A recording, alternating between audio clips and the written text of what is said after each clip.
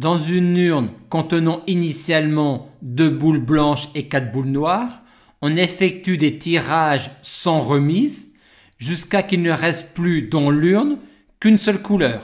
Et on me demande quelle est la probabilité que l'on effectue exactement 4 tirages. Face à un tel énoncé, voit-on naturellement des cases lampes à utiliser pour caractériser l'événement dont on souhaite déterminer la probabilité? Oui, et quelles sont-elles?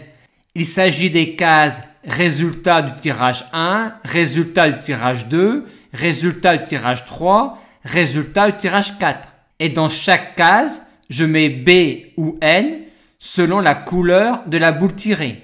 Il reste maintenant à déterminer tous les mots qui conviennent pour notre événement. Il y a au total 4 mots possibles, le mot N, N, N, N, ainsi que le mot B, N, N, B, le mot N, B, N, B et le mot N, N, B, B.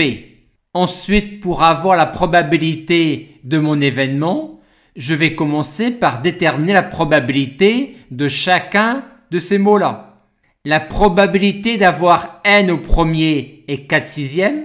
La probabilité d'avoir N au second, sachant qu'on a eu N au premier, est 3 cinquièmes.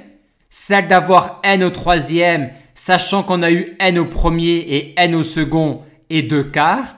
Et enfin, celle d'avoir N au quatrième, sachant qu'on a eu N au premier, second et troisième, est 1 tiers.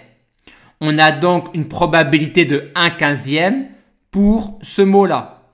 On obtient de même une probabilité de 1 quinzième pour ce mot-là, ainsi que pour les 2 mots suivants.